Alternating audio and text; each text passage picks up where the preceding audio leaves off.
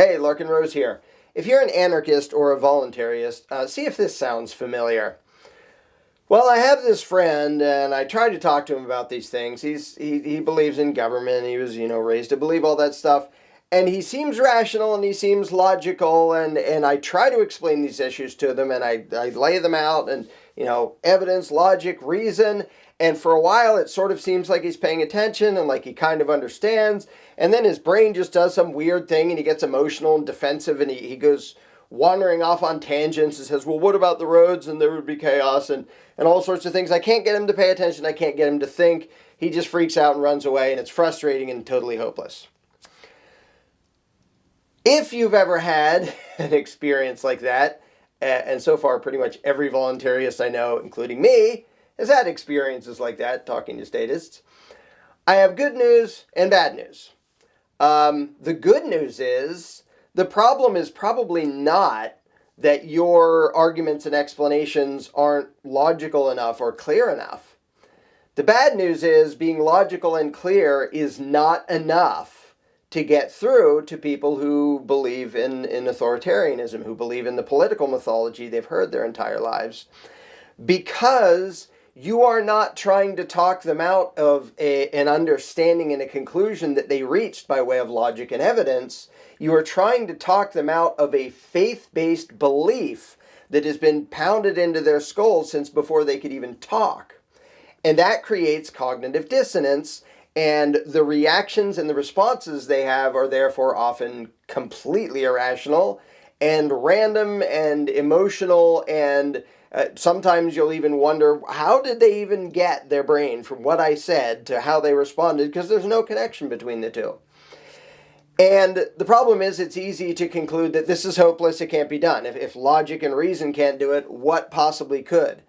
Well, there are techniques that actually can get past the minefield inside the human brain that makes people freak out when they come face to face with something that doesn't match their paradigm, what they've always assumed, what they've always believed their entire lives. Now, I've been an anarchist for over 20 years now, and I don't know anybody who's talked to more statists from the voluntarist viewpoint than I have. And over the years, I accidentally learned a whole lot about human psychology and the weird things the human brain does when faced with an uncomfortable idea, regardless of evidence and regardless of logic. Because the actual philosophy of voluntarism is so simple as to almost be self-evident. And it's something that most people actually already understand and they already believe when it comes to their day-to-day lives. Things like, don't attack other people. You have the right to run your life. He has the right to run his life. Don't mess with him. Don't attack him. It's okay to use force to stop somebody who's attacking you. It's not okay to use force to be an attacker. That's what the non-aggression principle is. And what the concept of self-ownership is you don't get to run other people's lives for them and violently control them, and they don't get to do that to you. So most people live by that. They abide by that in their daily lives, except they've been taught to imagine an exception when it comes to government and political authority. And they've been taught to believe that, well, the people in government, they're not bound by the same moral rules as the rest of us, because we need, it's not only allowable, it's necessary to have a government that forcibly controls people and it forcibly extorts people to pay for things for the common good and yada, yada, yada. So it's not that most people don't understand the principles, it's that they think there's a gigantic exception when it comes to government. And of course, as anarchists and voluntarists know, that imaginary exception leads to the vast majority of murder and oppression and injustice that happens in the world, which happens by way of authority, not by individual people deciding to be nasty. So, but along the way, having talked to countless hundreds, I'm sure it's in the thousands now, of statists, in person or online and one-on-one or in groups or, every possible setting I can imagine, I've been doing that for 20 years. After all of that, I've learned a lot about the patterns of what happens in the human mind when somebody, crashes up against an idea that's unfamiliar and foreign to them and doesn't fit with what they've always assumed. And that's where you see these totally irrational reactions, and you say, well, we can't delegate rights we don't have. And they say, what about the roads? It's like, has no logical connection to what I just said. Why did that happen? Well, I am putting on seminars, starting on, the first one will be in Phoenix, Arizona in early May. Second one will be in Redlands, California. Seminars called Candles in the Dark, teaching people how to talk to their statist friends and coworkers and family members and whoever to maximize the chance of actually getting through to them. Because it's easy for rational thinking people to assume that, well, if I'm explaining it rationally and logically and calmly, that's all I can do. If that doesn't work, then nothing would work. That's actually not true. There are ways to basically shut down or circumvent all the weird emotional, defensive, combative reactions in the mind of the average statist, and to get them to actually see these ideas and think about them. Because as you've probably noticed, no matter how calmly and clearly you explain it, their reactions will often indicate that they didn't comprehend what you just said. And there's reasons for that. And I get into why that happens in the seminar. Their subconscious has to twist what you say into something they can process and something that's comfortable for them to think about and respond to. So they hallucinate a position that you didn't say, you don't believe, you've never believed, but is comfortable for them to respond to. You just want chaos and mayhem. You've probably heard something along those lines, like, how does not attacking people turn into I want chaos and mayhem? Logically, it doesn't. Emotionally, it does, because that's their brain, their subconscious, trying to get away from the cognitive dissonance that your ideas are making them feel. There are ways to get past that. There are ways to get through to people. And this event that I'm going to be doing in different places, called Candles in the Dark, is all about how to tiptoe past those irrational things to get to the actual person. Because most people, they mean well, they're trying to do the right thing. They're not like trying to be malicious, tyrannical psychos. They're trying to do the right thing, but they have this indoctrination on top of their good intentions and on top of what's usually a perfectly good moral code and a code that allows them to peacefully coexist with other people. But on top of that is this authoritarian indoctrination in the political mythology that makes them betray their own actual beliefs and who they really are. And it makes, to be blunt, it makes good people cheer for and advocate and encourage and carry out acts of evil thinking that they're doing something good. And that was me when I was a statist. Back before 1996, when I was a statist, that was me too. I already had the good intentions. I had the statist indoctrination on top of that. And as a result, I was cheering for evil stuff and didn't know it. So anyway, these events, they're going to be 2-day events. There's 3 sessions on the first day and 2 sessions on the second day.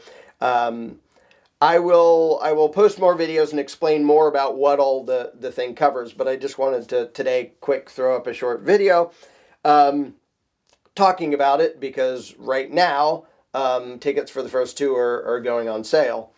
But it's a 2-day event. One fun thing we're doing is the last session, on the second session on the second day, we will basically bribe statist friends or family members of attendees. You can nominate somebody who believes in government that you know and you care about to come in and get paid $50. They get paid $50 for coming in for 15 or 20 minutes. All they have to do is not run away and answer questions about what they think and what they believe. They don't have to win an argument. They don't have to know any trivia. It has nothing to do with that. The point being is, it's the whole point of the seminar is to teach people how to get past that, how to get through that minefield and actually connect with people and get them to start to see that voluntarism is actually what they already believe in and what's actually in line with who they already are. They just don't know it, and the indoctrination in the programming is getting in the way. So the last session will have maybe 6 or 8 statists come in for 15 or 20 minutes each, and people can try out the methods they've learned in the seminar. And regardless of the outcome, and I'll be there to either help or spectate or give suggestions or whatever for these little mini sessions. But we will pay the statists who get chosen $50 for 15 or 20 minutes just to come in and have a nice, calm interaction to test out the skills that people have learned during the weekend. Um, so I just wanted to give that quick summary. And I know, having done this for 20 years, I know how easy it is to jump to the conclusion that says, this is hopeless. People can't think about this. They're stupid, or they're irrational, or they're incapable of thought. This is never going to work. I've tried and tried and tried, bashed my head against a brick wall, never gotten through to anybody. I give up. It's hopeless. It really isn't. The trouble is, if you are thinking only in terms of logic and evidence, and they are responding with faith-based beliefs, it's going to clash. It's not going to accomplish anything. That doesn't mean it's impossible. It means you have to take a very different approach to get through to the people that you actually care about. The people who matter to you and who you really don't want to watch cheering for authoritarianism, thinking they're doing the right thing. You want them to feel the freedom that comes when you actually understand self-ownership all the way, and you realize, wow, you mean I'm not actually beholden to the political masters or anybody else. Yeah, they'll forcibly control you, and you might have to obey out of self-preservation until enough people understand this, but it's still freeing to let go of the mental bonds. And by the way, the whole until enough people get to understand this, that's the point of Candles in the Dark, which, by the way, uses a lot of the same methods as the interactive program I'm making called The Mirror. This covers a lot of the same psychological and mental and emotional issues that get in the way of people hearing the message and understanding it. And so the name Candles in the Dark refers to the fact that if you're one candle in a room of 1,000 candles that aren't lit in a big dark room, that's kind of what it feels like. And I know, because I was that 20 years ago when it felt like I was the only one. Wasn't quite the only one, but it felt that way. Now there are more and more, but we need to light more candles until the whole room is illuminated, and that's the end of authoritarianism. And it is possible to get there very quickly.